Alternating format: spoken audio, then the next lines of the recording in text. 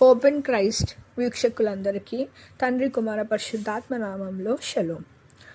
ఈరోజు మనం యోవేలు గ్రంథం ధ్యానించుకుంటున్నాం. యోవేలు గ్రంథంలో ఒక పెద్ద ఫెమైన్ వస్తుంటుంది. ఆ ఫెమైన్ వల్ల ఎలాగైతే లోకమంతా నాశనం అయిపోయి మిడత పురుగులు, గొంగళి పురుగులు విడిచిన దానిని మిడతలు తినివేయుచున్నవి, మిడతలు విడిచిన దానిని పసురు పురుగులు తినివేయుచున్నవి, పసురు పురుగులు విడిచిన దానిని చీడ పురుగులు తినివేయుచున్నవి.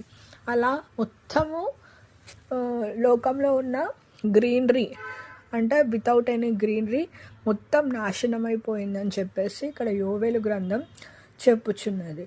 అప్పుడు ద్రాక్షారసము చెడిపోయాను, అంజూరపు చెట్లు వాడిపోయాను, నైవేద్యములు పానార్పణములు దేవుని వద్ద రాకుండా నిలిచిపోయాయంట. అప్పుడు యాజకులు గోనెపట్ట కట్టుకొని ఏడవడము, పరిచారకులు రాత్రి అంతా తండ్రి మరి అంగలార్చు చేయడము, ఒక విధవరాలు యవ్వన కాలంలో ఉన్న అమ్మాయి హస్బెండ్ చనిపోతే ఎలాగైతే ఏడుస్తుందో అంత ఘోరంగా ఏడ్చే సిచ్యువేషన్ వచ్చింది. ఇది యూదా ప్రాంతంలో జరిగి ఉన్నది. అప్పుడు మత్తులారా మేలుకొని కన్నీరు విడువుడి, ద్రాక్షారస పానము చేయు వారులారా రోదనము చేయుడి. క్రొత్త ద్రాక్షారసము మీ నోటికి రాకుండా నాశనమాయను.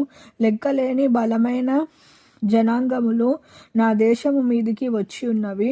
వాటి పట్ల సింహపు కొరల వంటివి, పళ్ళు సింహపు కొరల వంటివి, వాటి కాటు అడు సింహముల కాటి వంటివి.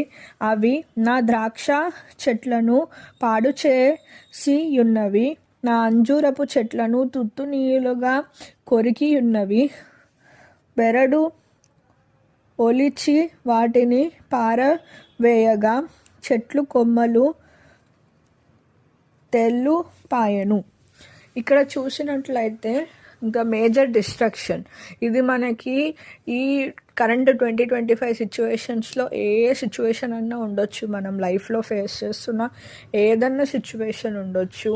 అది సింహపు కాటు వంటిది, మొగసింహపు గర్జన వంటిది, వాటి పళ్ళంతటి ఘోరమైన సిచ్యువేషన్స్ మనకి ఏర్పరిచినప్పుడు మనము ఆయన చెంత చేరి గోనపట్ట కట్టుకొని తండ్రి అని రాత్రంతా విలపించినప్పుడు మనకి ఆయన ఆన్సర్